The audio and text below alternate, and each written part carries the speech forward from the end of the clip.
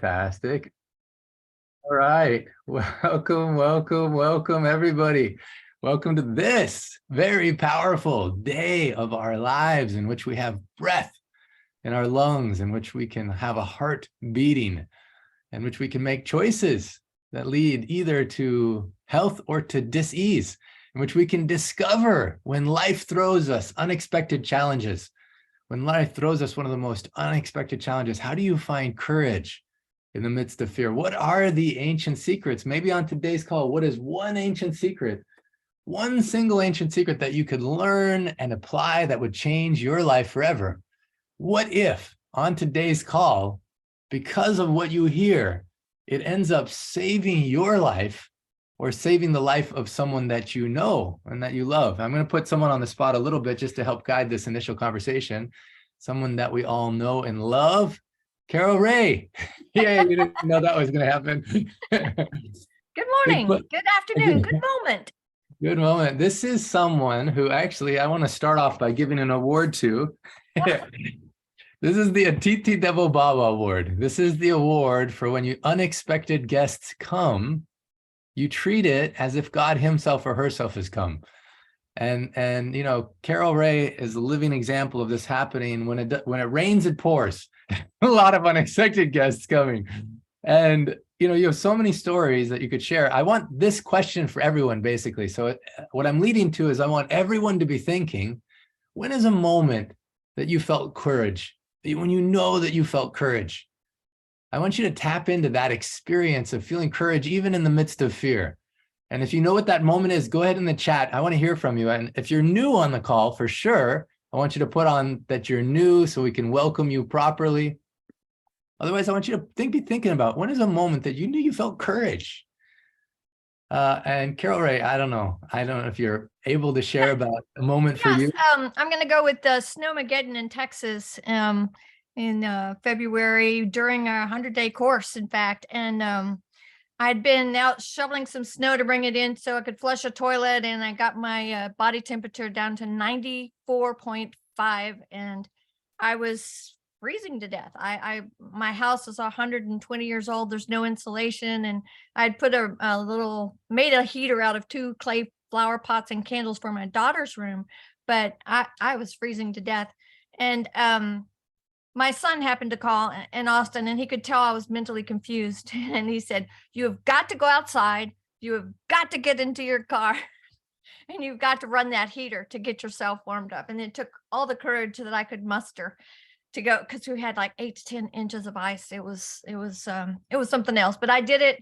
And all the way through that experience, Aditi Davabawa was my mantra. You know, every time something else, pipe broke, you know, water falls when it, defrosted, everything that happened, I would say, I am grateful.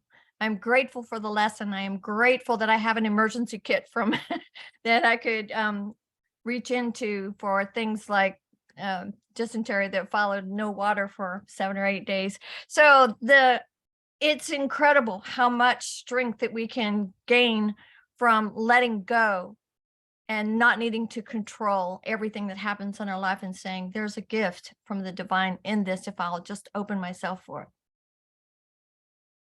Oh, beautiful. You know, there's a quote in the book. It's a quote by Henry B. Eyring. It says, you could go up to almost anyone, and instead of asking, how are you doing, you could just as well ask, where does it hurt? You know, and you know, lots of times we don't see what's happening in the background of someone's life. We don't know what's the secret aching in their heart. We don't know the trials that have made them who they are. And Carol Ray is just showing up with love since day one, serving, and almost all the time you wouldn't know, except for she gives us a gift sometimes and saying, hey, I'm struggling, guys. I need help. You know, and one of those times happened recently, actually, for her, when it seems like everything hit. And, you know, normally out of love, she came up with the idea, because right now in Asia Pacific area, she lived in Japan for a while. So fun. Every time, actually, Carol Ray, I don't know if you got it yet. We're sending you a gift of the Japanese book. Did you get it yet? I have not got it yet. Oh, wonderful. I have a Japanese friend I can share it with. Yay. Yeah, well, this one's for you. Now I'm going to have to send you 2. But she came up with love of this idea we need to have these global calls in the Asia at a time where people in Asia Pacific area can participate. And it just started as a part of the Miracle Experiment game, and then it continued. But this Friday night, it was Friday night here, but what time is that in Asia Pacific? Saturday morning? About 10 Saturday morning, 9, 10, depending on where you are. Yeah, and this one she couldn't attend because Friday night she had a combination of hospital and pipes breaking and a dog bite, everything. And so she just put out a message saying, I'm so sorry after serving with love for so many years and showing up all the time. And she says, I can't make it this time. I'm so sorry. And then she got this outpouring of love back. And that's what I love about this community. Carol, you remember the message you sent me after that? Like in the midst of the challenge, you knew you weren't alone. That's right. Yeah. Just to know that the energetic holding, you feel supported. You feel like somebody's got my back. And that's so huge when you're going through a tough time. Yeah, it's such a big deal. And one thing I love about this community is when we say, I love you and I'm with you, we mean it. Like I feel it. I don't have anyone else have an experience like that, but I want to go, Carol, actually real quick, I'm going to read on Facebook Live. I love it. Carrie, welcome. She says she's new here for the first time. And she says, courage is when I was standing in front of a client and I step up to offer my healing services. That's so beautiful. She says it was as if God himself came. When you had the courage to say yes and be a conduit for the divine. Also, Carrie, you're asking, what is the ancient healing book you're holding, please? So beautiful, Carrie. This is called Ancient Secrets of a Master Healer. The subtitle is A Western Skeptic, an Eastern Master, and Life's Greatest Secrets. And it's amazing because we can be skeptical of a lot of things in our lives. One of the things that often we're most doubtful or skeptical is about ourselves. We doubt our own capacity. And when the unexpected moment comes, that challenge comes, when life shows you that you don't know enough or you don't have enough, like there's a power that can come in that moment when you respond like Carol Ray did. And you say, thank you, life. Okay, what is the gift in this moment? And that's happened so much in the preparation for this 100-day experience that many of you are joining. It's happened over and over again in this Ancient Secrets community. It definitely happens when you step into the healing space that unexpected guests are going to come. So I want to go ahead, Carol Ray, can you actually call on some other people or read in the comments? I just want to hear from 2 or 3 other people because today's call is all about this. If this is the only experience that you have with Ancient Secrets is today's call, my feeling is that you'll walk away more confident, more peaceful, more in the awe of the divine that you are. And that's possible with just respecting with gratitude the gift of life itself. So Carol, please, I'd love you just to read a couple of comments or even call on a couple. Maybe we can ask Jane to share her experience when she was stuck on the road in a blizzard. Oh, wow. Jane, are you able to come on video and share? Possible? Oh, sorry about that. I'm in the dark. Well, it's because I'm in the dark. Sorry. Yeah, I was 22, maybe 23. And we had no one believed we were going to have a blizzard, so no one paid any attention. I went into work. No one else was coming into work. Finally, the boss closed the place. Anyway, it took me 3 hours to get from Denver, from Cherry Creek to not even home, which was Boulder, which is maybe half an hour away. Anyway, I was literally scared to death. I'm gonna cry. How funny. It was traumatic. You don't know. The windshield wipers would freeze before they'd go back over. I'd have my hand out. I was soaking wet. By myself. Yeah, I couldn't go any further. I had to get off the road and either stay with the car, like I wrote, or get picked up by I don't know who or what, if I got picked up at all. So it turned out beautifully. I did get picked up shortly after I stepped out of the car. We made it about, I don't know if we made it 200 more feet, and they forced us off the road. Department store way across a huge empty field. I don't know if this is the story you wanted, but anyway, they did come out of the department store. They we said, hey, come on to the, come in the store. Funny how emotional I still am. I slept under women's sportswear. At the time, they had a beauty salon at the top floor of the department store. They don't do that anymore, I don't think. But they took our clothes, we dried our clothes, we wore whatever they could give us, and spent. This was Christmas Eve, as a matter of fact. So I spent Christmas Eve there, and so they're lovely people. You never know what's out there, even when you face the lesser of two evils, if you will. It's like, which one do I do? So, yeah, it's frightening. It's hard, but it was a beautiful experience in the end. So that's it. Oh, so beautiful, Jane. Oh, wow. All right, let's send both Carol Ray and Jane lots of love. Just put your hands together. Oh, love you, and we're with you. Thanks. I ask this question to everyone. What if there's no challenge that comes into your life except life itself, soul, God, divine love knows you're ready for it? You know, in the book we have, actually, there's a story about Rabbi Stephen Robbins. And when he came on these calls at some point, he shared the definition of miracles in Hebrew. Cornelia, do you remember, or Carol, do you remember exactly what that definition was, or Jana? I'm going to summarize it as best as I can, but if you remember it even more clearly. But the definition of miracle is actually, it's defined, it's a challenge comes into your life, and then your soul realizes that it can meet that challenge. And so part and parcel with the idea of a miracle is that life gives us opportunities to melt away what we're not and to reveal to ourselves and to life what we are. That's a beautiful thing. So what if everything in your life, and what if even the things that seem like distractions or obstacles or challenges or annoyances, what if those are actually your greatest gifts? What if that is the portal into seeing what's real? What is divine? What is the purpose of your existence? What is your true identity? You know, what if those are the greatest gifts? I love reading. I'm reading the comments right now, the times in which you felt courage. Luke, when you were at the martial arts tournament. Katie, when you said yes to jumping off a cliff into the water with your son, and also facing childhood trauma. It's so beautiful. Seeing all this love for Carol and for Jane.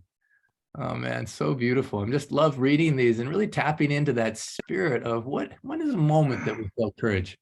There's another Carrie. It looks like she's not on video yet, but I just want to make sure that everyone, during this call, you do an experiment, which is listen with your heart.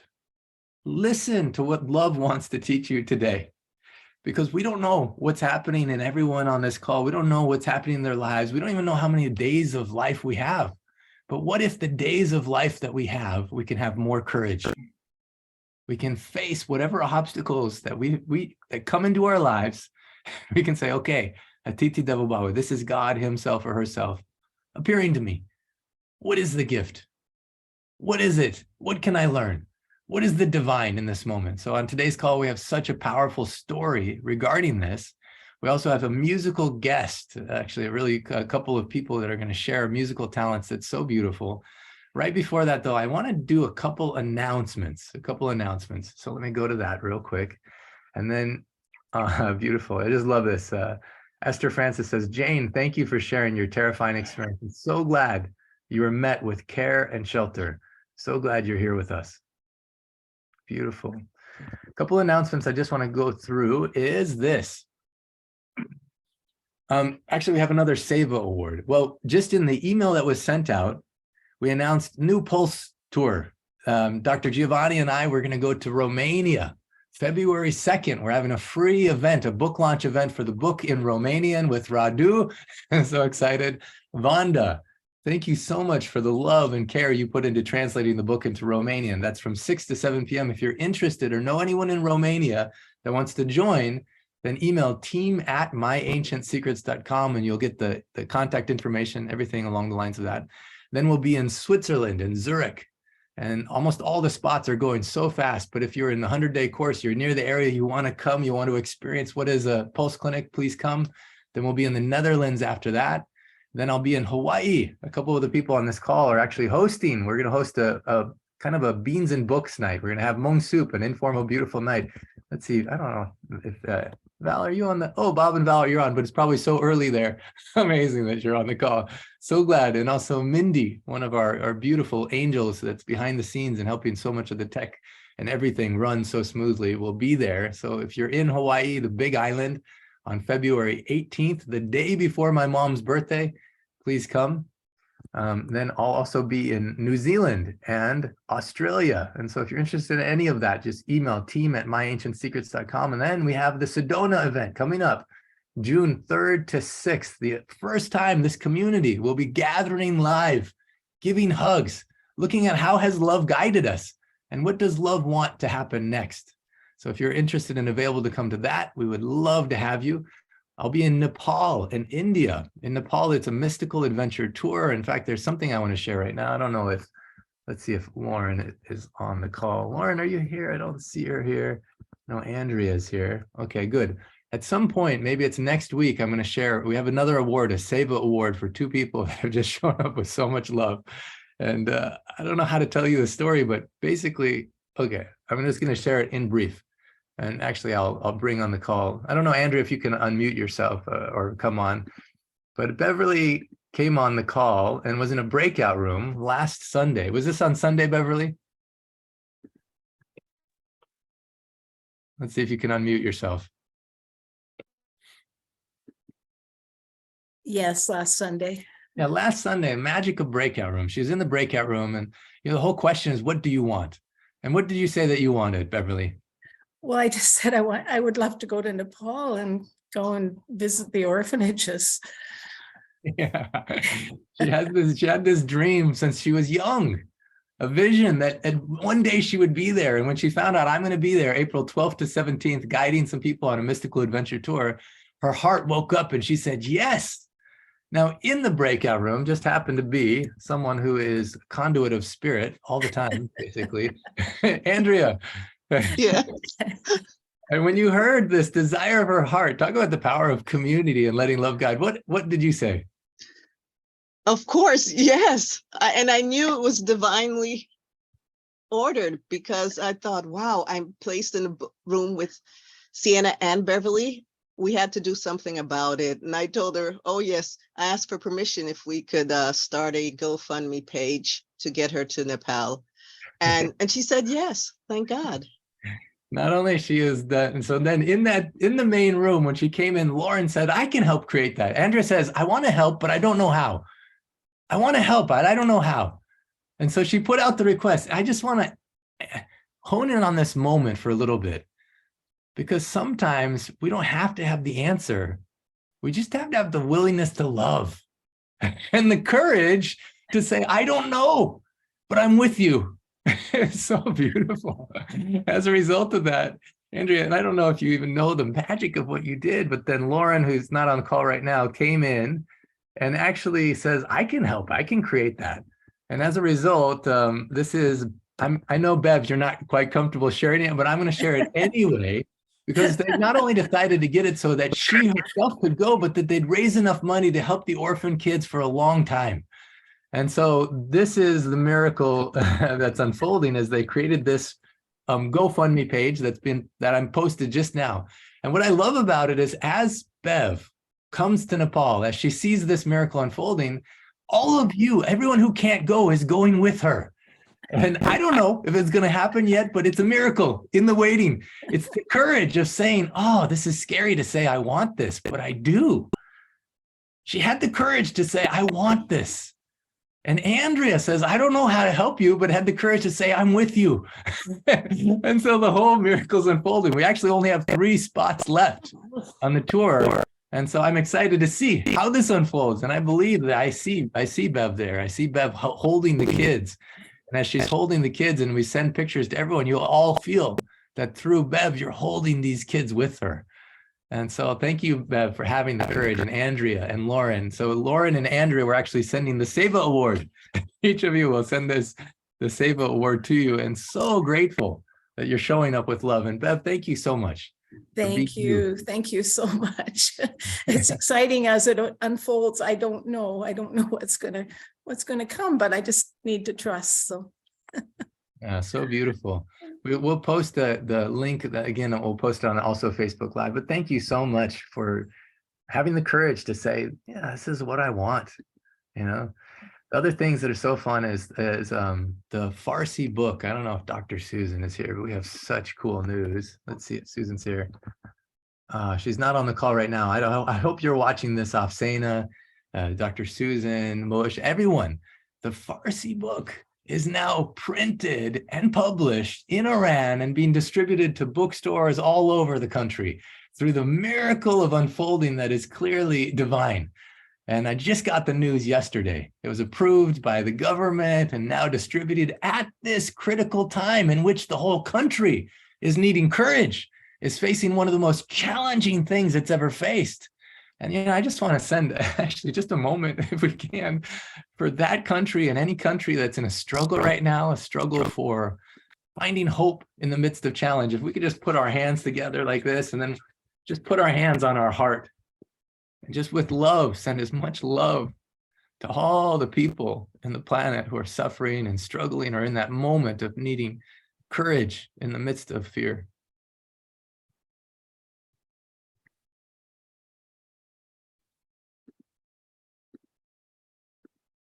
I just wanted to see this beautiful people all over planet Earth, sending love to Iran, sending love to anyone who needs it in this moment.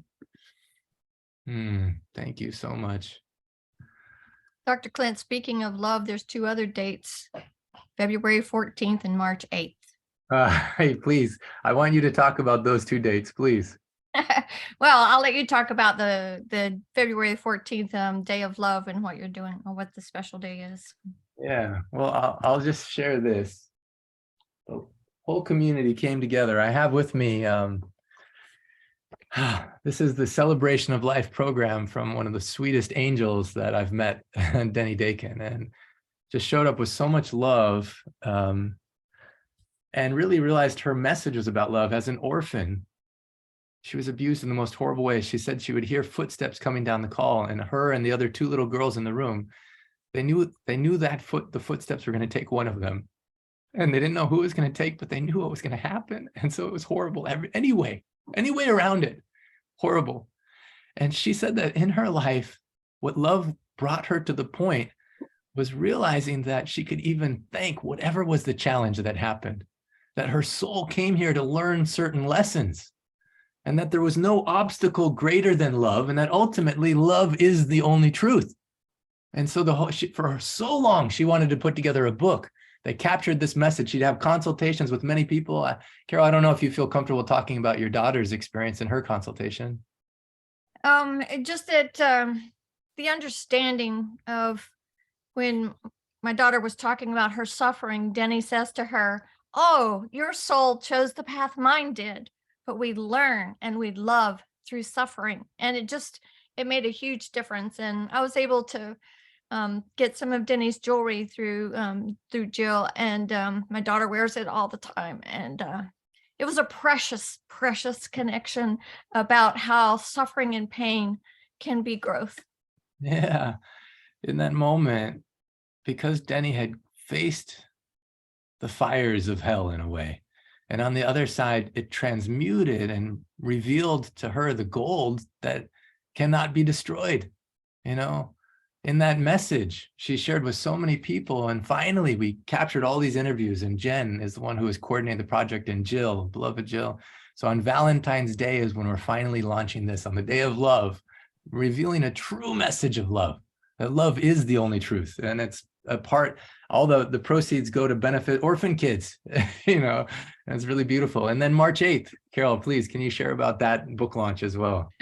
Well, happy birthday, Dr. Clint, on March the 8th. It's a super special date also because I had just met Sarah Morell through a Facebook transaction, and she had sent me the link, and I had this profound dream about helping to heal myself and heal the world. And I thought, this is so crazy. And I did this PowerPoint presentation. And then the next day I'm on the call, and I go to the website for Dr. Clint, and I see it's about global healing, heal yourself, heal the world. And I was like, oh my gosh, I found my home. This is my community. And it's been that way ever since March 8th, 2020 for me. It's been a heartfelt connection. So we are announcing the launch of the Ancient Secrets Cookbook on March the 8th, and it's gluten-free, dairy-free, sugar-free, fermentation-free, and delicious.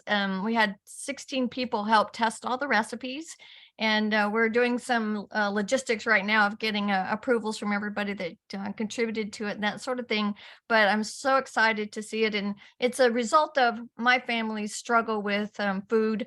My mom had Ehlers-Danlos, as I do and my kids do, and she had an intestine rupture when I started caregiving it in 6th grade, when her intestines ruptured, and then the incision from the surgery ruptured, and all of this was because of problems with food. And then my son with celiac and diverticulitis and ulcerative colitis, and how he struggled with his food.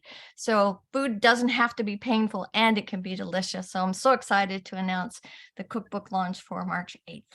Yeah, can you share a little bit more about your son's story? Because a lot of us, we want the ancient secrets, and we want people in our lives to benefit, and we see them in pain, and we want to help in some way.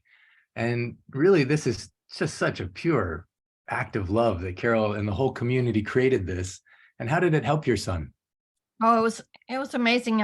He worked with Dr. Stephen to get herbs and things, and he lost about 45 pounds, but most importantly, he went from being in pain, writhing literally in pain on the floor when I would see him. And he went to be 95% pain-free. It's still a struggle for him. He has, ups and downs and wanes, and he's really going through some pretty severe depression right now.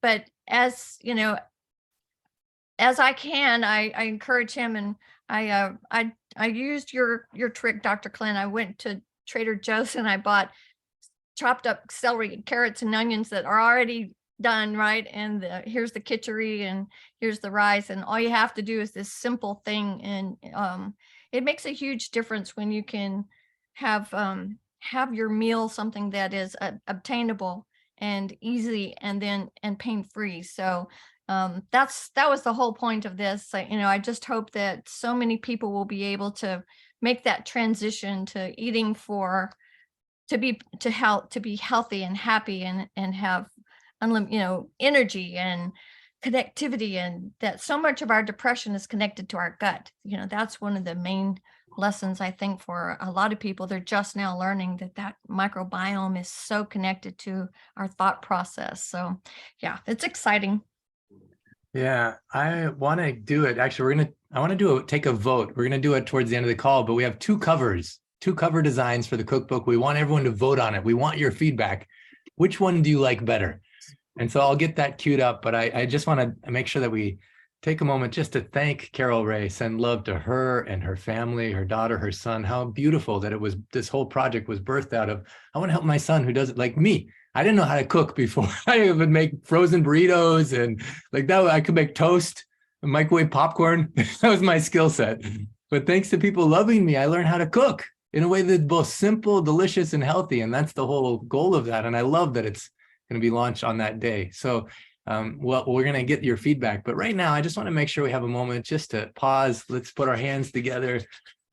Oh, thank you, Carol Ray. Love you, and we're with you and your children.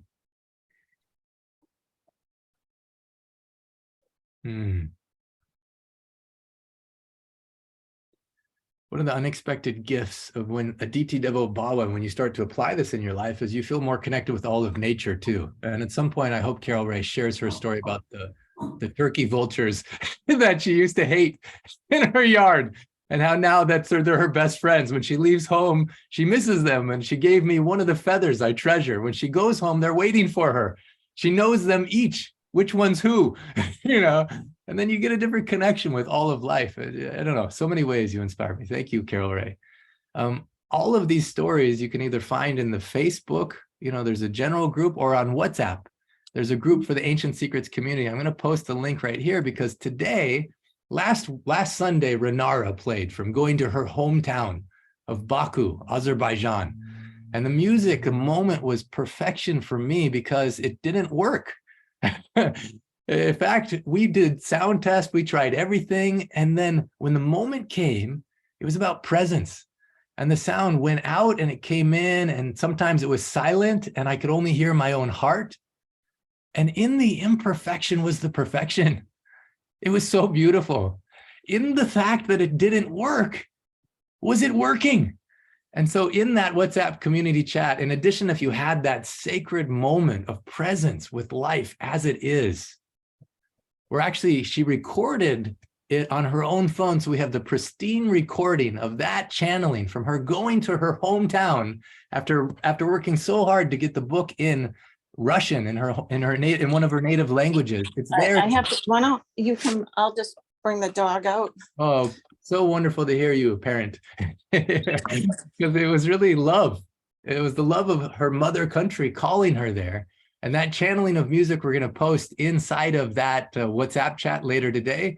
So please make sure that you join that. Now, speaking of musical gifts and musical guests, Gary Malkin, multiple Emmy Award-winning composer, producer, won one of the big awards for the best soundtrack of any documentary, the Thrive movies.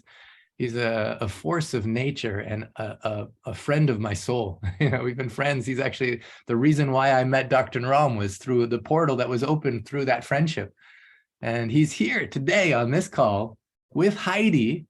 Heidi, beautiful, wonderful to share this gift of guided meditation with music to guide us into that part of our heart that can find courage. So I want to see, Gary, are you there? Can you share? Can you say hi? I am. Hi, everybody.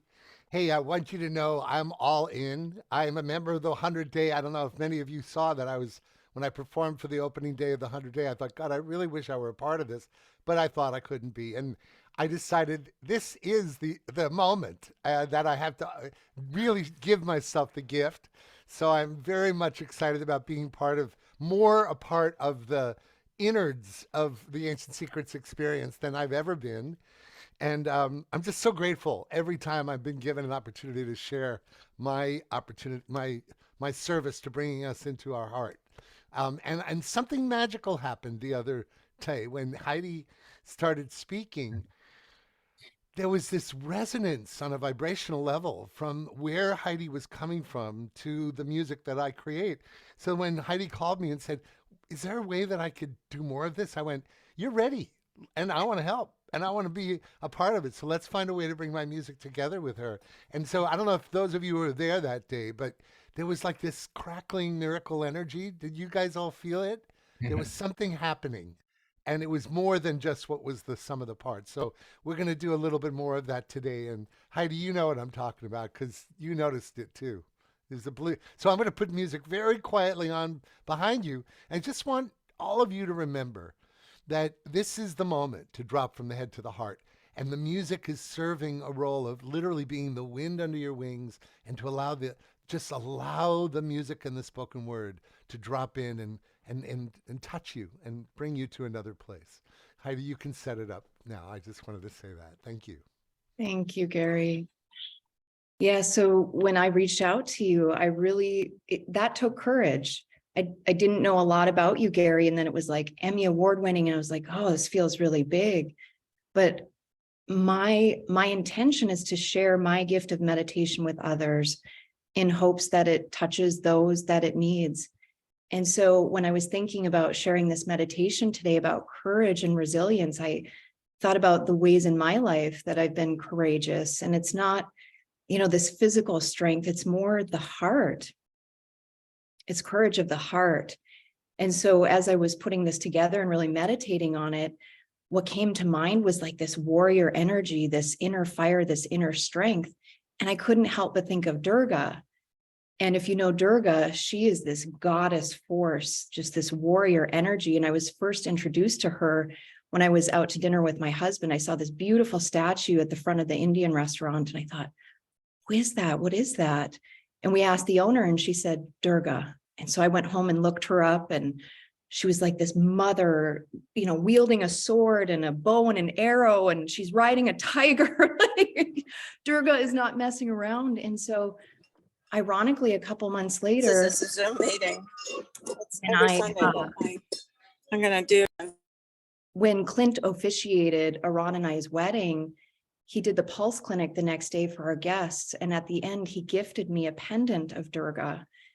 And it was in that moment, I just, you know, when you see the signs, you don't forget those moments that just hit your heart like, okay, you can be strong, you can be courageous, you have what it takes for whatever you're facing in your life. So my intention today is to reach your heart with this meditation, and for it to be a powerful reminder to you that the signs are all around us and that the strength is within us. So if you want to visualize your own inner warrior, your own inner Durga, if you want to visualize you riding a tiger, whatever you want to visualize, drop into that space of that inner fire, that inner strength, that courageous heart that we all have within us. So And let's just, Heidi, I'll invite you to let the music establish the field, the tonality and the presence of this energy. Let it for about, 30 to 60 seconds. Let the music do its magic and then come in when it feels right to you. Okay? beautiful. Thank you. And I'll speak up. I know I'm soft-spoken. No, that's good. But tell me when you're ready to start. Okay? Okay, I think we are ready to start. So I just want to encourage everybody to, if you're standing, maybe get seated and just relax and take the next few moments for yourself.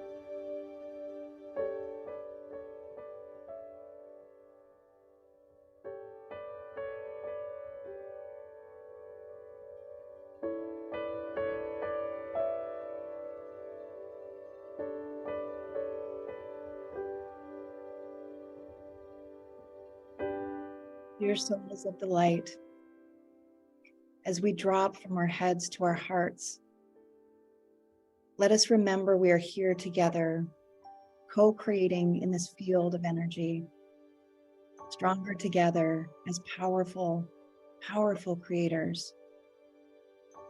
One coherent field of loving energy and presence, here together in this moment. As we drop in, I invite you to close your eyes, place your hands over your heart, and feel your breath expanding in your chest. Feel your heart beating underneath your fingertips, and feel into what a gift it is to just be alive. You made the wake-up list today. A gift. Feel the gift of you. Remembering you are a powerful creator. You're a force, a loving force. Feel into the sacred divinity. And if you are feeling lost, facing darkness, experiencing sadness or illness, please know you are not alone. This void is the fertile ground for miracles. And fear is just excitement without breath. I'll say that again. Fear is just excitement without breath. The body doesn't know the difference, so breathe into that. The mind and our thoughts are what assign meaning, that fear. And what if fear is just a call to be courageous? Instead of pushing away that feeling of fear, maybe we kiss it on the forehead and thank it for showing us where courage needs to be called upon. So what is it that you want to burn through? What aspects of yourself are you ready to release? What areas of your life would you like to devote more strength to, more confidence? This is the courage of the heart and of the spirit.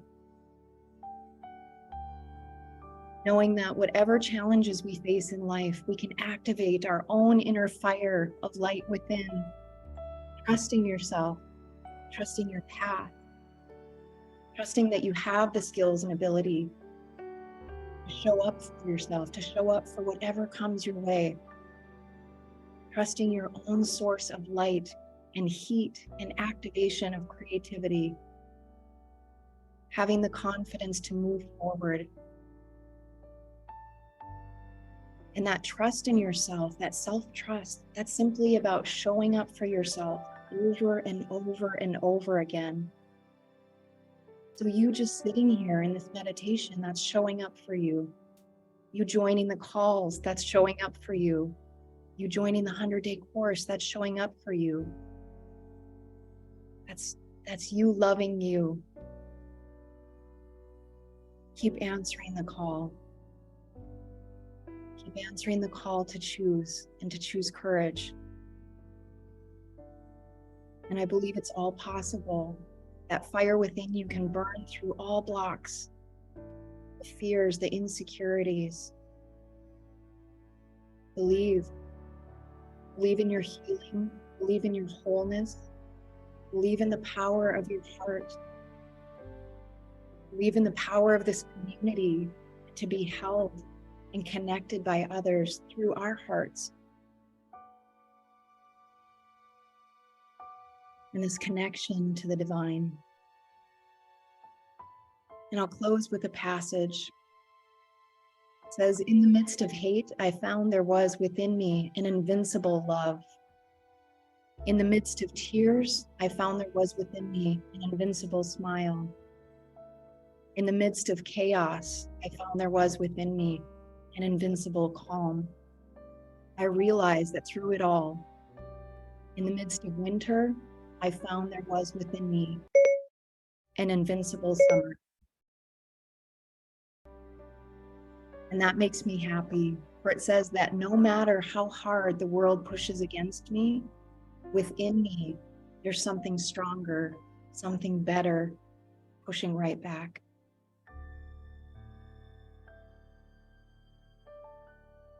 So in closing, I bow to each and every one of you. Everything you need is inside of you, in power and strength and courage and in love, from my heart to yours. Namaste.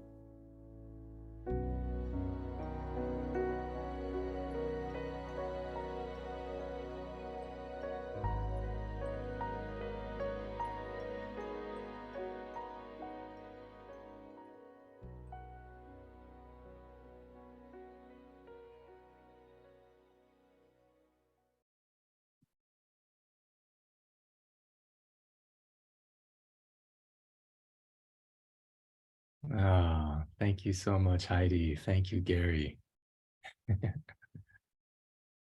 So good to slow down and listen. Really observe what's happening in our hearts, what's happening around us, and look through new eyes. Thank you for the gift of that.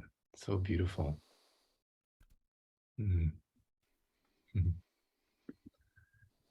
I hear Tatiana says, thank you, thank you, thank you. Karen Kellogg, thank you both. My body feels so much better. Miriam, gratitude to you both. Heidi and Gary, namaste. Sharon says, I want to have Heidi's meditations all the time. You know, Clint, when I heard courage is fear, fear is excitement isn't that with no breath. Is that what you said? So beautiful. And then during 9/11, the phrase that came forward is courage is fear that says its prayers. So I love these beautiful, pithy, perfect anchors for our courage. Thank you, Heidi. That was so beautiful. Thank you, dear. Mm. You got such a gift. I'm so excited you're being launched or relaunched in this way. It's beautiful. Yeah, thank you Keep- so much. And even Gary, he's faced so many challenges. And like one of the challenges was financial challenge, wondering how do I move forward? And at one point we were together and was like, where's the flow? I realized it came from a certain TV series he was doing on Gaia called Islands of Inner Peace. And we said, why don't we do a second season? That second season launched about a month ago. We're going to do the official launch soon, but quickly it became the #1 most popular show on all of Gaia. And it has as a part of it, a meditation by Dr. Naram about how to become unstoppable. How, when whatever challenge, whatever fear comes, you can reprogram your subconscious mind, your beautiful subconscious mind, so that you can be unstoppable in the face of anything. And it's so beautiful. And Clint got to see the video for the first time this week. Yeah, I couldn't believe he hadn't seen it before yet. And the video adds another dimension of surrendering to awe, the humility of the spacious, the vastness of the universe. These amazing images that use imagery to dive you deeper into the present moment of receiving this beautiful alchemy of spoken word and music. I put out something in the chat for you to please sign do. up. You get a first month for free, and it's I only already got- put it there for you, Gary. Oh, Andrew already good. put Oh, yeah. thank you. Thank Yeah, I loved sharing that with you this week, Clint. Yeah, thank you so much, Gary. So now what is whatever challenge you're facing? Thank you, Heidi, so much. Also has faced so many challenges. And in the midst of it, there's something called crucible. Has anyone heard that word before, crucible? Crucible is like when there's impurities in a metal. And the way to get it to its pure state, let's say gold, you mine it and it has a whole bunch of other elements in it. The way you get the gold to its pure state is you heat it. And you heat it so hot that all of a sudden the impurities go and the only things left is the pure gold. And when I see you, Heidi, I think of that. I think about, wow, this is pure gold that doesn't know it yet. And every fire, every challenge, every obstacle is just burning out all those impurities, everything that isn't actually you. There's the quote at the beginning of the Course in Miracles says something like, actually, does anyone know exactly what it is? Something like, okay, I'm not remembering right now, so I'm not going to quote it perfectly, but whatever is your true you cannot be damaged. It cannot be hurt. It actually can't be. And so the only things that burn away in those challenges and the trials are things that's not you, and what's left is pure gold. Thank you so much, Heidi, for being a living example of that. Beautiful. So now what if you face a challenge, someone for yourself? What if you hear someone say to you, a person in authority and a medical authority say to you, you have cancer, you have stage 4 cancer. What would you do in that moment? What if you were in a country, whatever country, and it looked like the whole system was challenged and you felt fear for your life? What if you had someone you love that was facing some challenge, some pain that was so horrible, you had no idea what to do? What do you do in those moments? There's 3 principles that we play in the miracle experiment game for how do you see miracles. And I just, right before we go to today's special guest, who I'm so excited for her to share her story. I'm excited to hear it properly myself. Before that, I want someone to come on to share these 3 principles, how you apply it in life to see the miracles that are already in you and around you. And I want her to share these principles, so as we're listening to the story today, you can listen for that. How did this beautiful being that's coming on the call today to share, how did she apply these principles? So first of all, Jeanne, I want to turn it over to you. Can you share these 3 principles just so we anchor it in? And as we're listening to the story, we listen from this viewpoint. It is my honor and my pleasure to share these. I'm sorry, I've been so touched by this meeting already. It's so beautiful. I had somebody come to me and say, I don't understand why Dr. Clint's community works so well. How can people show up with so much love?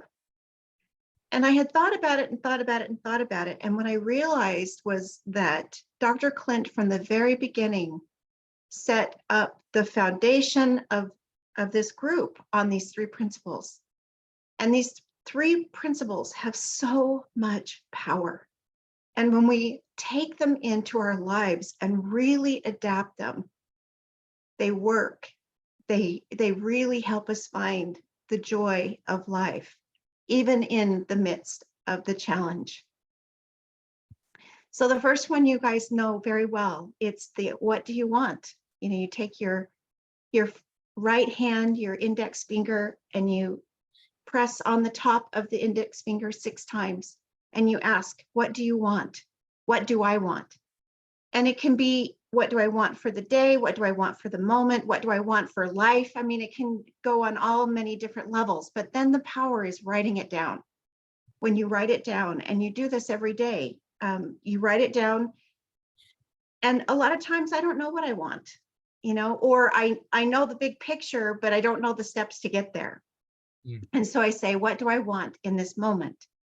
And then I can do it. So I want to add on something to this too. When the moment comes where you're in the midst of fear, so excitement without the breath, I like that better. When you're in the moment of excitement without the breath, that experience of fear, usually our brain goes to what we don't want.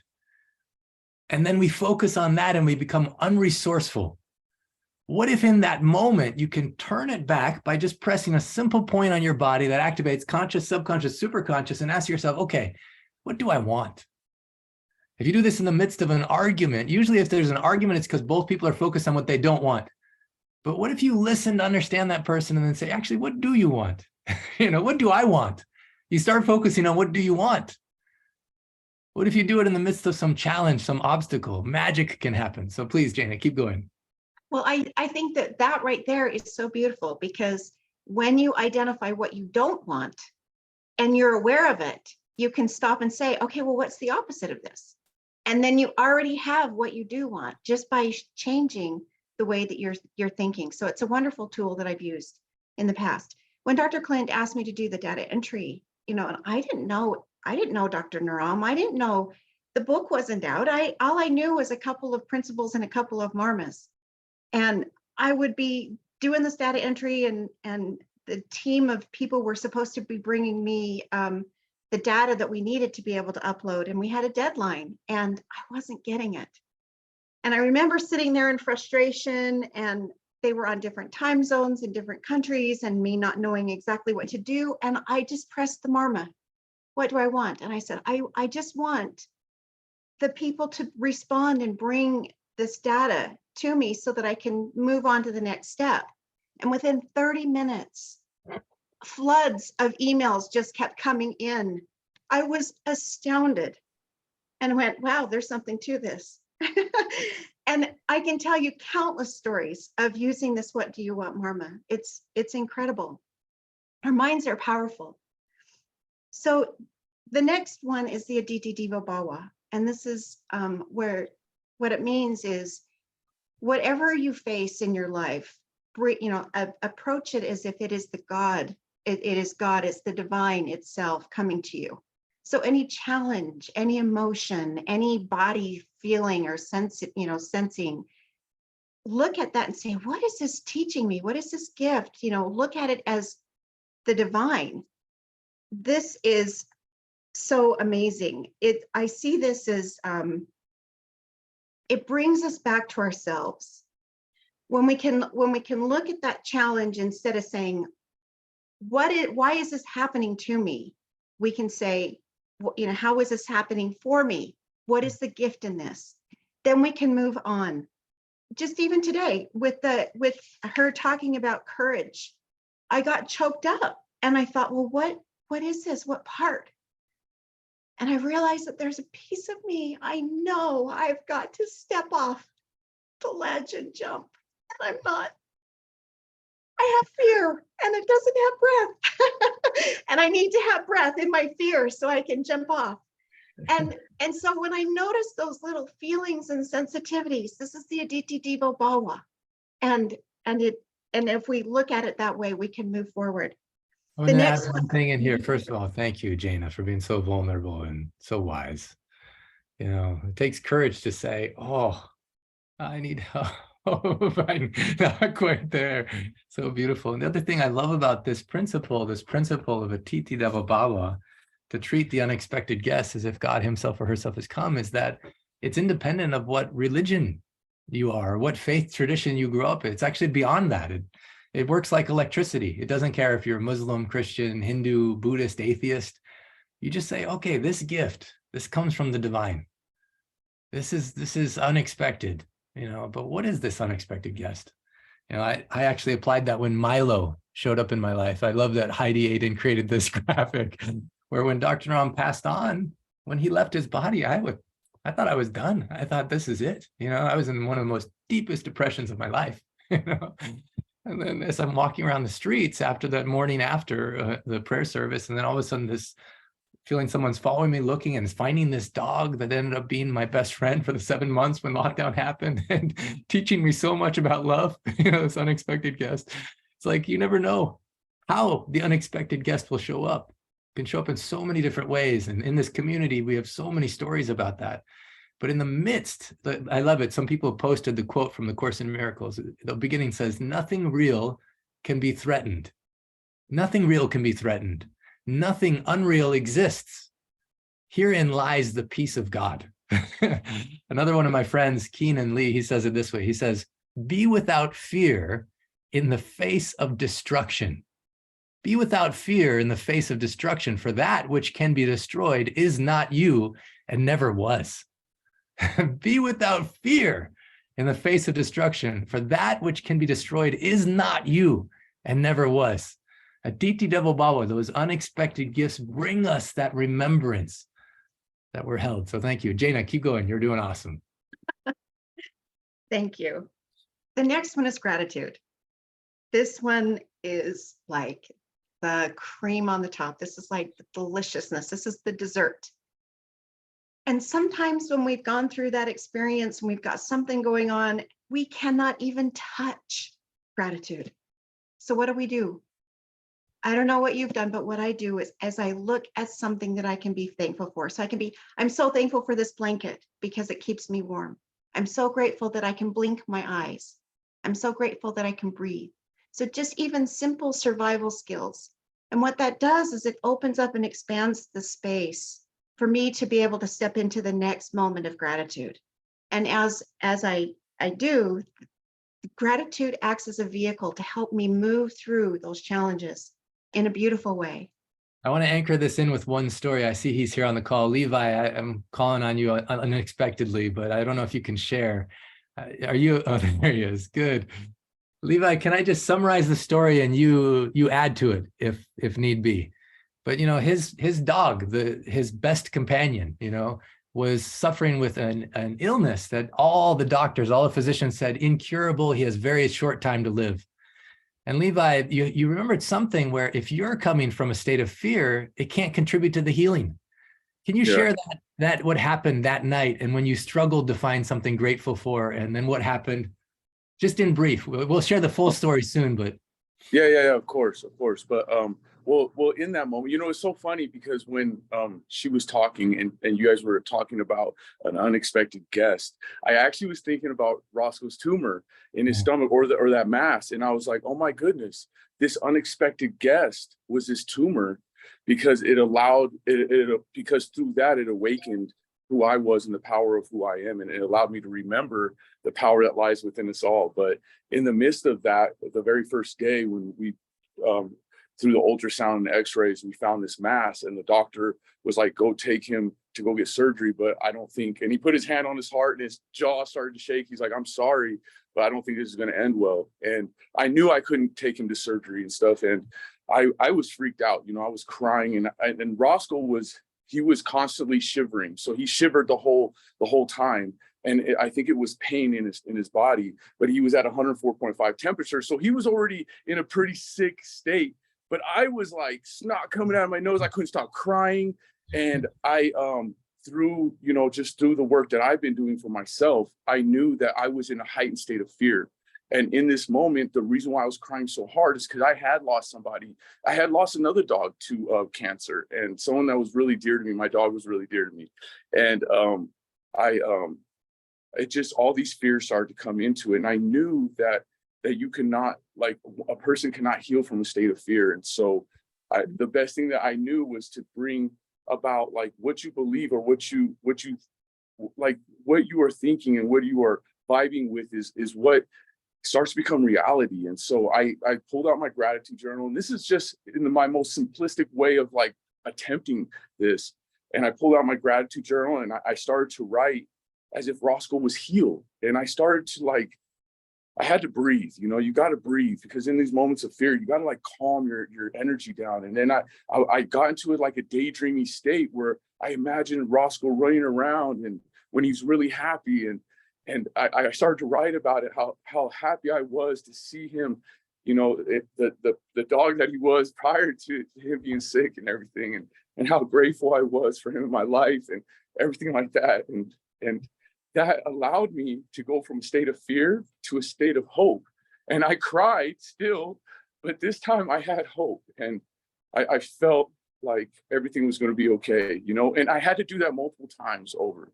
So that was, and I love it. I even love the part where the first time he's trying to write things he's grateful for, he's basically was homeless. He was living in his car, sleeping on the streets, and he couldn't think of anything. And the first thing he thought of was, okay, and forced himself before he goes to sleep to think of 3 things. And the first thing was something like, I'm grateful I can smile, you know, and then forcing himself to think of 3 things he could be grateful for. And that morning, when he woke up and the sun was rising, was the first time he heard the birds singing. How many mornings the birds have been singing? He never heard the birds sing, you know, and he heard the birds singing. Yeah. So since I was a child, and I realized at that moment when I heard the birds chirping that I had not heard them for so long, because my mind was so at dis-ease and so filled with anxiety and worry and all these things that I need to do, and just stress and all these limitations. But yes, you know, it's so powerful. And even when me and Levi, we went out to help the homeless together. We're putting blankets. He gave like his new jeans, brand new jeans to people because it represented a part of his life he also wanted to let go of, and they were so excited. Afterwards, we went to eat at this Nepalese restaurant that I took Dr. Naram to when he was in Utah as well. And as we're eating, Levi says, actually, before everyone eats, can you just stop for a moment and let's just hold our food. We each had a samosa, you know, samosa. We held the samosa before we put it in our mouth, before we gobbled it down, and we just smelled it and appreciated it and felt the gratitude for food. Savor. And as we took the first bite, we savored it. And yes. I don't know if I told you this, Levi, but recently when I was in India, I was at the palace where, you know, Priyanka Chopra got married to Nick Jonas. And I was eating with the princess and the prince. And actually, I told them your story, and we did that before we ate the food. And it was such a magical experience where they're like, dude, that is so awesome. I love that. Yeah. I love that. Thank Well, you. that is the magic. That is the magic, is because when you absorb it into every cell, the gratitude into every cell, it changes your state. It changes you from lack to true, pure, authentic abundance. And we're all abundant in the moment. And when we take that into every cell, it's brilliant. Yeah, thank you so much. Thank you both, Levi. Thank you for sharing. We want to hear that full story again. Roscoe is still alive. Yes. I saw him the other day. He's thriving, his tail wagging, giving slobbery kisses. He's good at that. Thank you so much, Levi. Thank you for sharing. Thank you for being a part of the 100-day experience as well. Yes. Thank you so much. I'm so honored to be a part of this, and I'm excited for the miracles that are to happen. So, and this is a miracle in itself. So for me, definitely. So beautiful. Today's story, we're going to go into this in a deep way. There's actually on YouTube, there's a story of Dr. Ram helping a dog who had a brain tumor. It's such a powerful video. I'll find it and I'll share the link, and many other stories. I must have recorded hundreds of stories actually of people in the most crazy situations. But first of all, I want to say thank you, Jeanne. Thank you so much for sharing those principles. And I want everyone to listen. As you listen to this story, listen for those principles. You know, there is a medical disclaimer I want to say is anytime there's a medical situation, and we always want to say legally, go to your medical doctor for advice. And I'm not saying to change anything that they're saying. Always go to your medical doctor if you have a medical situation. I'm also not saying that these ancient secrets are going to make it so you live indefinitely. You know, even the case of Denny and the other people who I have been to their, you know, their prayer services or celebration of life, like Sue Velasquez and Nick, you know, 3 of the other people who were in the 100-day course originally. And even Dr. Ram himself, you know, it reminds me that any day of life is not guaranteed, you know, but what if we can change the quality of the days of life that we have, the quality of our lives when we have breath, when we have a heartbeat, we can focus on what do we want. We can treat the unexpected guest as if God himself or herself has come, and we can infuse our life with more gratitude, even in the difficult challenges. And so today's story, I'm so, so happy that you're going to hear. And without further ado, I'm so excited to bring on, here she is, this wonderful, powerful, beautiful woman who is a part of the 100-day course. I met her on the first, I think it was last Sunday when we first talked. Yes. Yeah. And you heard about this experience through actually Judy Lamar, one of our golden angels. And so this is contagious healing. And Judy, I don't know if you see, but I got my Hmong soup bag here. Judy's an example of living the ancient secrets and being young at any age. And so Jeanne, I want to make sure I'm pronouncing your name right. Jeanne, correct? Yes. Yeah. How can you share about why were you attracted to join the 100-day experience? A little bit about that. And then I'm going to ask you some more stories about your personal life before you share about this challenge. Yes. Well, first of all, I just want to express gratitude for being able to join this community and the deep wisdom and tenderheartedness of it. It just opens the heart chakra so profoundly. And so I was attracted to it because I'm in the stage now of coming out of healing stage 4 cancer. I wanted to build long-term immunity. And so I was looking for pathways to that. And it was through friends, Judy, who had brought it to friends of mine who had called me and told me about it. And I really entered by the mung bean soup. I started doing that earlier in this year. And so doing it every day in my life as a way to kind of clean up the system and start to build long-term immunity, and then bought the book. And when I heard about the 100 days, then I was like, well, I'm in on that because I appreciate the deep wisdom of the divine that moves through this knowledge, because that had really been my pathway on healing stage 4 cancer, was the deep wisdom of the divine. When I was first diagnosed, for me, the metaphor was not going to be a war against cancer, but seeing cancer, I told my oncologist, I want to see it as a sacrament, turning matter back into spirit, and that cancer was going to be my divine vehicle for deeper growth. And so I asked her, wow. Can you pause for a moment? That is so beautiful. Can you say that again? That is so beautiful. He was going to be my sacrament for turning matter back into spirit, because I felt that was the imbalance. And then I saw the cancer as Krishna's vehicle. So my divine vehicle for deeper growth into the divine for myself. You know, one of the things, thank you so much. One of the things when I was learning about the ancient secrets, one of the people that helped me was Dr. Max Fisher. And he compared Western models of healing to Eastern ancient models.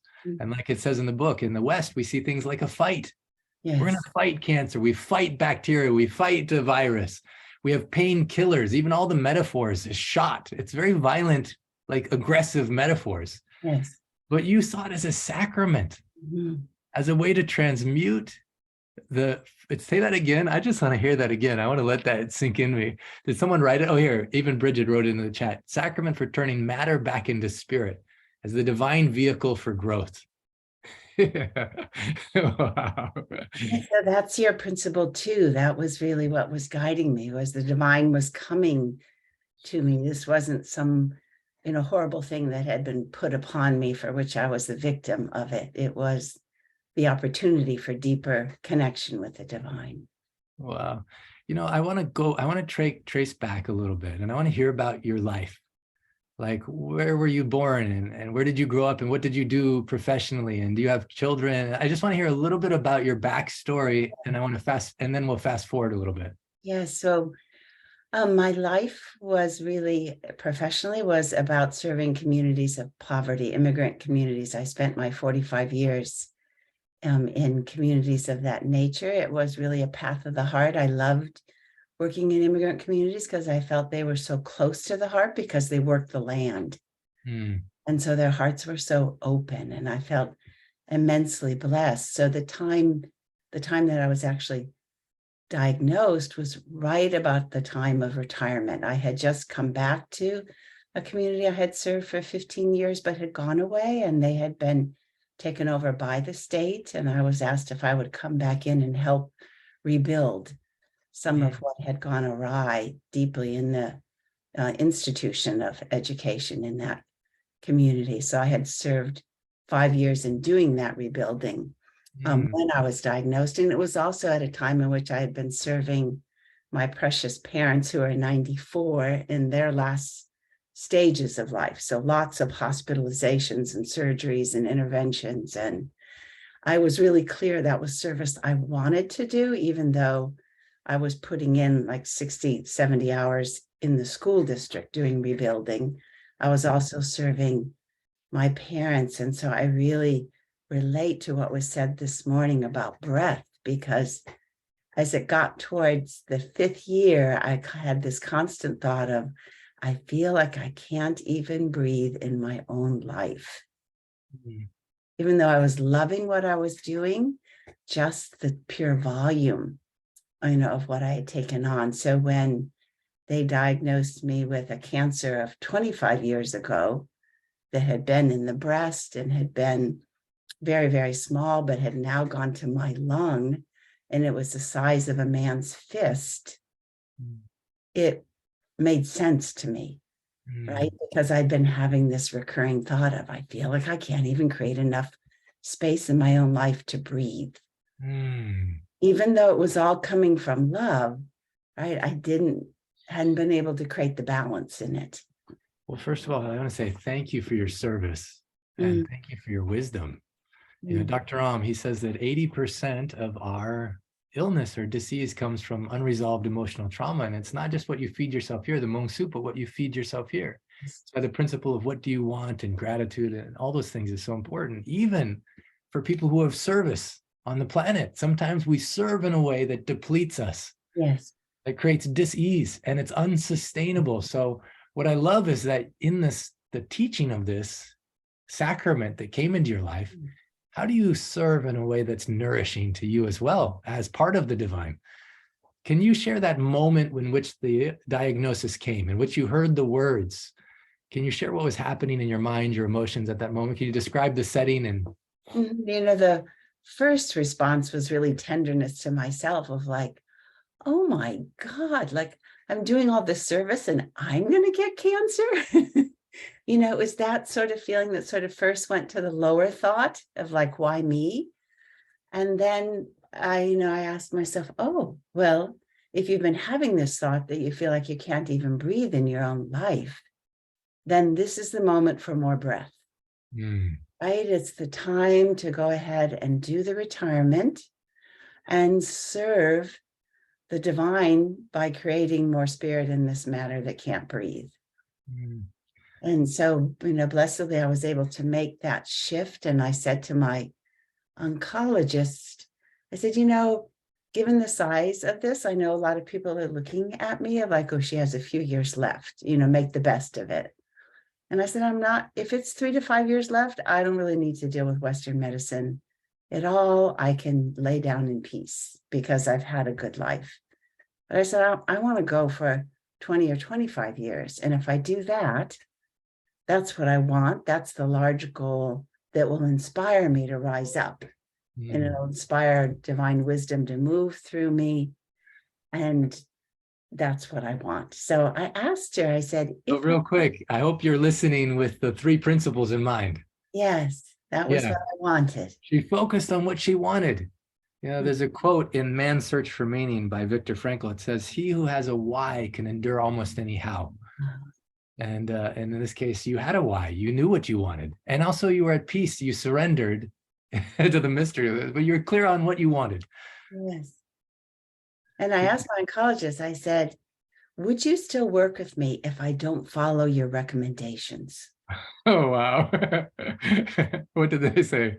Well, it was really sweet because I had all my questions written on a piece of paper, you know, and that was the very last one. It was like question 25, and I hadn't asked it yet.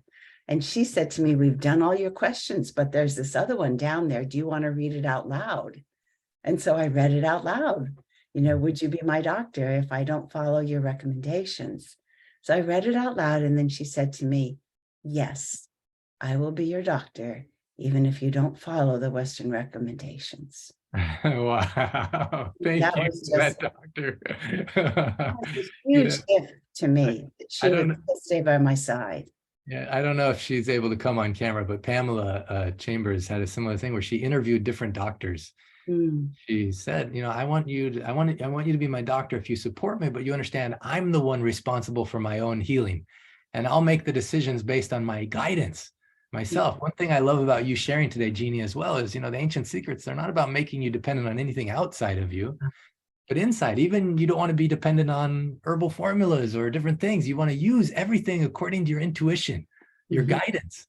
I mean, what I love about what you're sharing and what Heidi shared is even our breath, which is free, is one of the most powerful healing things that we can do, is learn how to breathe. When Dr. had a big heart incident when he was going up in the helicopter in the Himalayas, and actually he almost died, and then he was in a struggle at a certain point.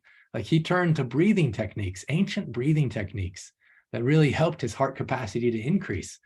And I'm excited to hear more about that. So now you heard your oncologist says, yes, I will do this, which is so beautiful.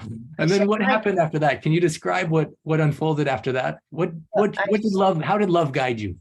Love guided me because I said to her that I will make all my decisions from my intuition, because I need to have sovereignty in this situation, because that's what will put me in the center of myself. I said, if, you know, I would rather die from making a mistake around my felt sense than from being purely obedient to a medical system external to my spirit.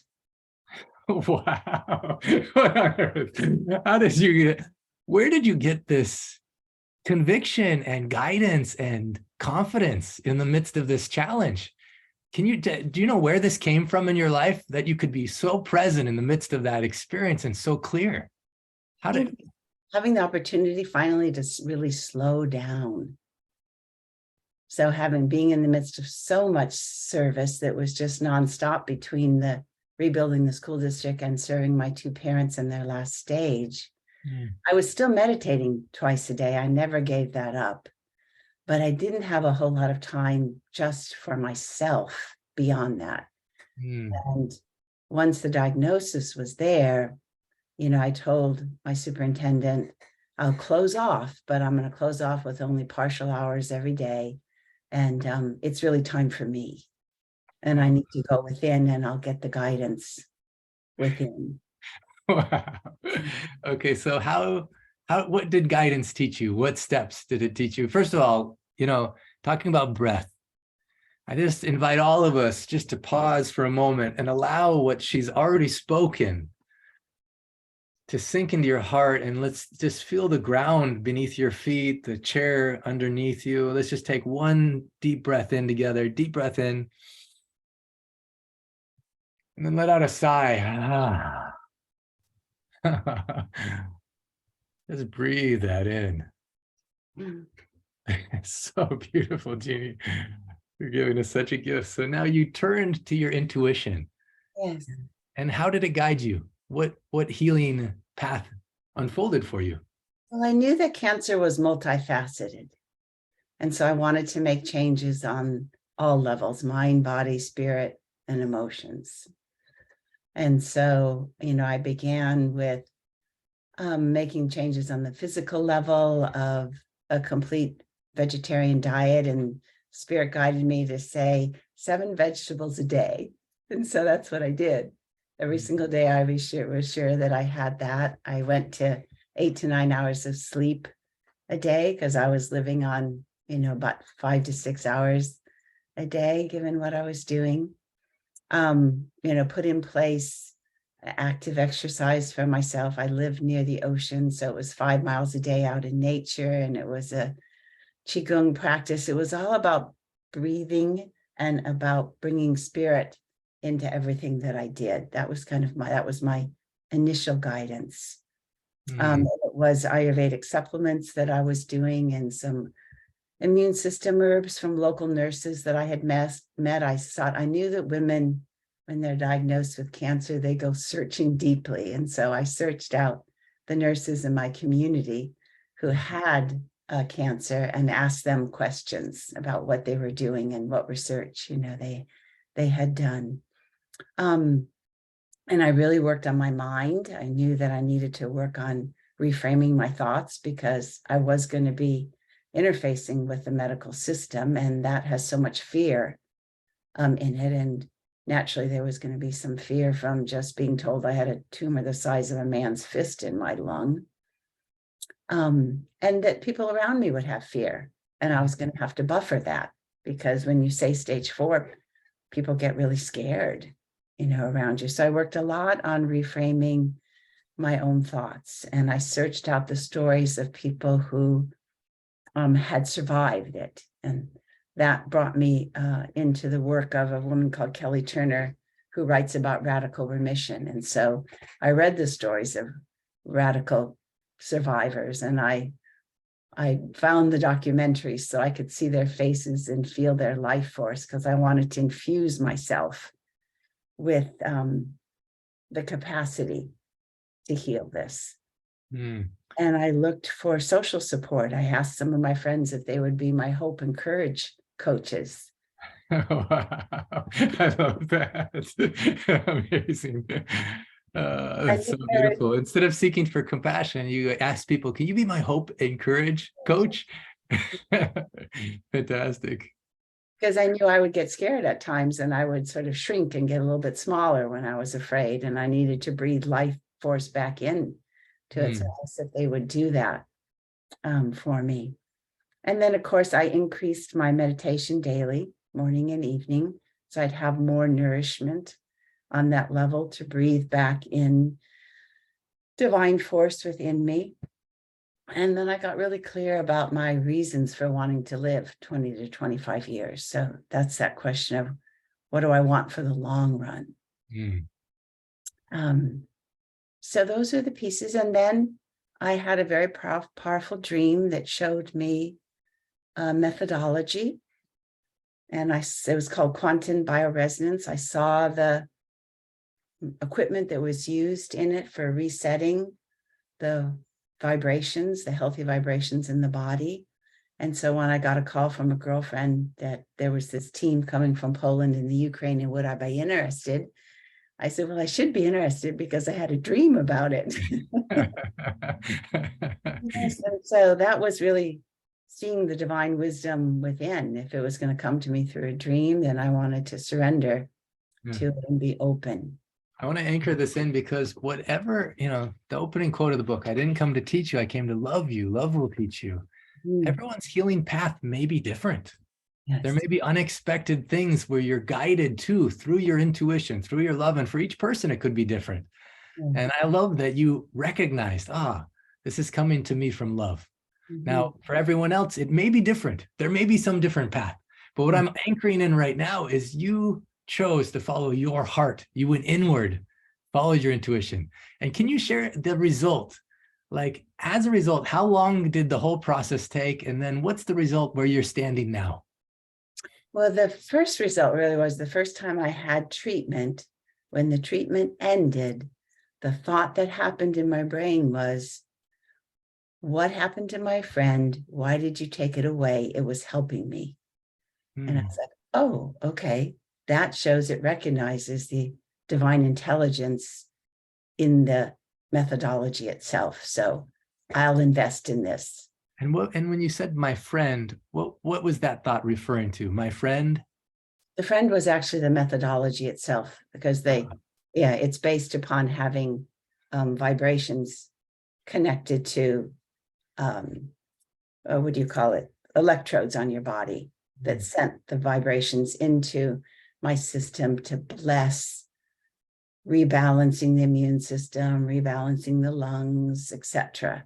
And yes, and so that was my friend, was the actual vibrations themselves. Beautiful. You know, everything, Dr. Gary, he's writing a book about vibrational intelligence. You know, music is a vibration. Our thoughts are vibrations. Yes. It's the point in which mind and matter meet, and Yes. where thoughts become things.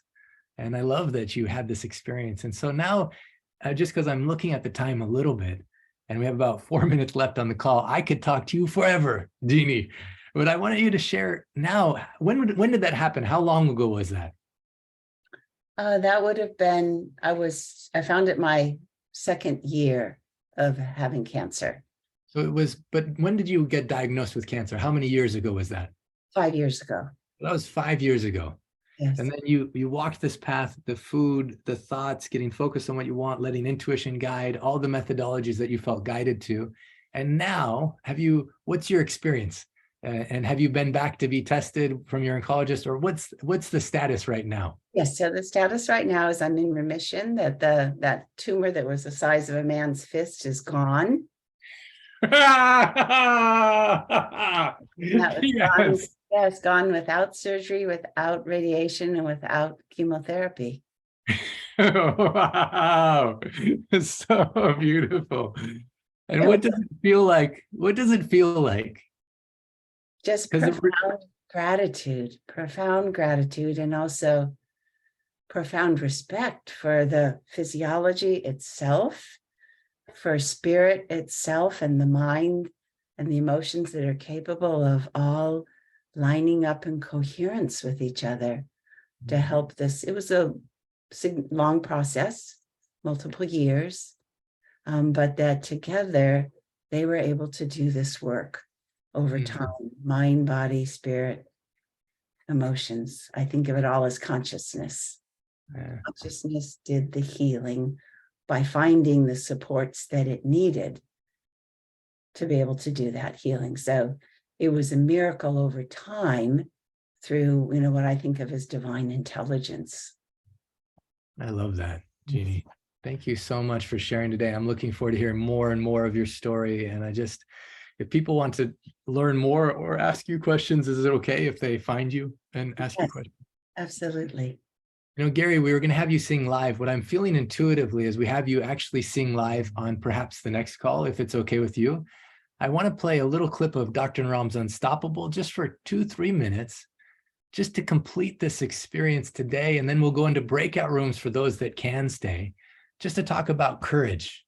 What's a situation you're facing? And I think about in the 100-day experience, what do you call them again? Hope and courage partners or coaches? Coaches, yes. Yeah.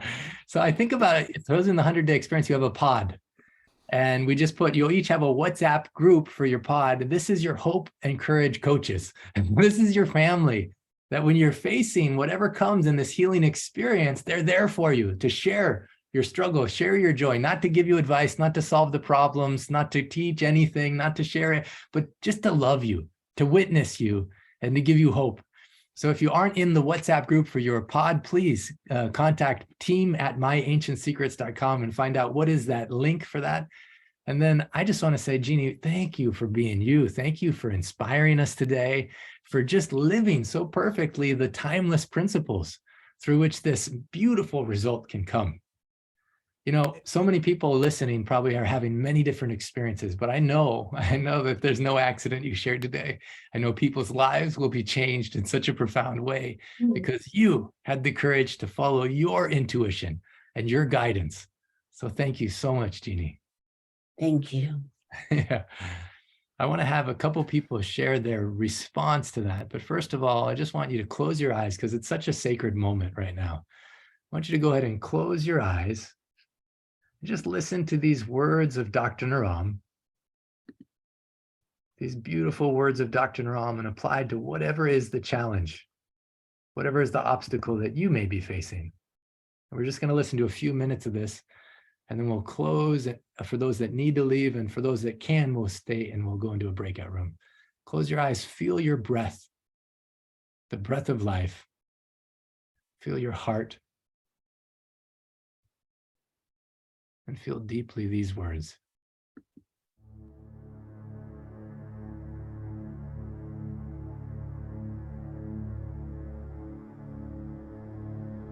Namaskar.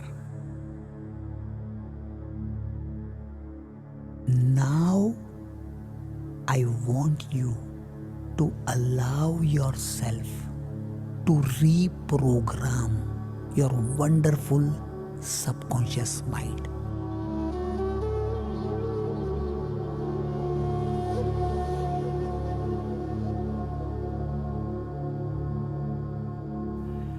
Believe it or not, my master, who lived up to 125, said, you have all the right to become successful.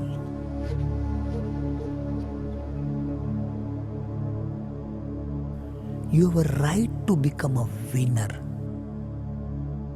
You have a right to face your fear and also your ego.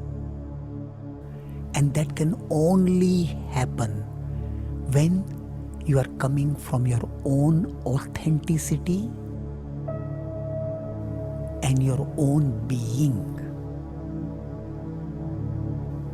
And my master said that every day morning, if you speak these words in this way, the way I am sharing with you,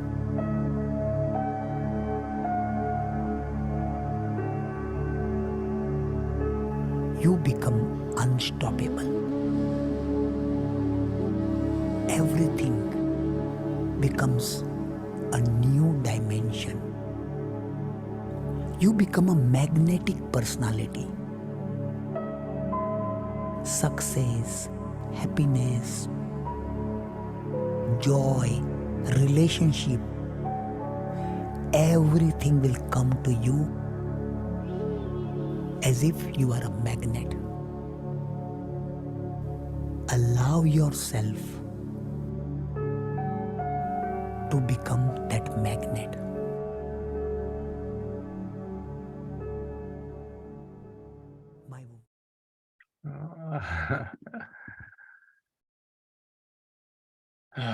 Thank you, Dr. Naram. Thank you, all the forces of love that exist on the planet. Thank you, Jeannie, everyone that shared today, Levi, facing in the midst of the tumor for Roscoe, your beloved dog, facing that fear with gratitude.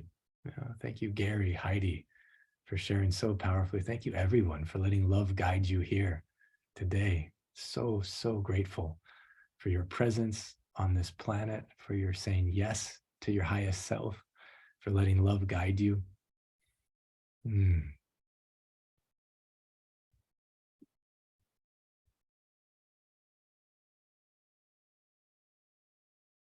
Yeah, Dr. Sham says that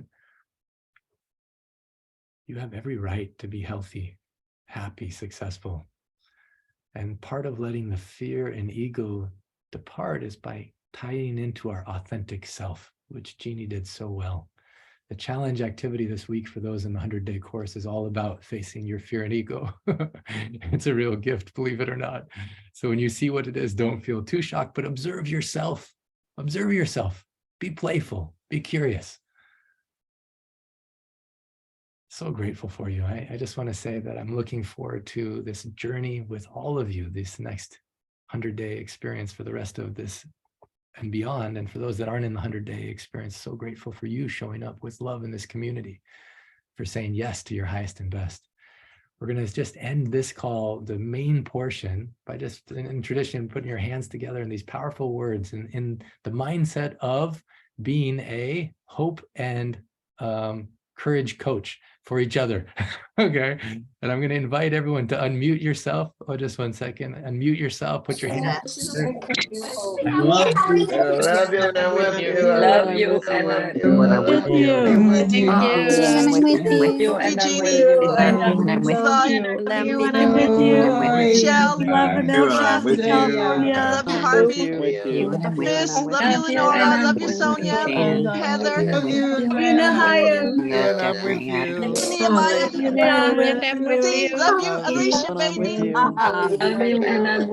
Aaron, love you. Love you, Beverly. Love you, Jimbo. Love you, Kimberly. Love you, Susie. Love you, Linda. Love you, Raven. I'm with you. Lottie. So delightful. Love you. I'm with you. We're about to go into breakout rooms right now. For those that are watching from Facebook Live World or watching the record, we love you. We're with you. As we're getting ready to go in the breakout rooms, Nehemiah, you have some message you want to share from your heart? Yeah, thank you so much. Beyond the time, I'll do it quick. There's a miracle is happening right now, and I need your help for this miracle. Jennifer, it's a miracle that she's able to be there. She already, the age of 43, and for 8 years, she couldn't have the dream of her life, a baby. And she already lost to pregnancy after 8 years, and now she's on the third one. And he was conceived, she's here on the meeting for the first time, Jennifer Denicolia. And she's in the baby was conceived on Christmas, and I'm going to connect her to Dr. Steve to get the medicine, but now she needs all your blessing. So this pregnancy will be successful and she will fulfill the dream of her life. Jennifer Denicola. Jennifer, let's put our hands together and send so much blast of love to Jennifer. That the divine So much love, may Jennifer. work So in glad you're and through here. you in this birth. Love you, We Jennifer. love you and we're with you, Jennifer. Love you, Jennifer. Love you, Jennifer. And if you can put me in the same room with her, it will be easier for if it's possible. Okay, beautiful. We'll look to see if it's possible. Right now, for everyone, first of all, everyone in Facebook Live World, thank you so much. We love you. We're with you. We'll see you next Sunday. All right.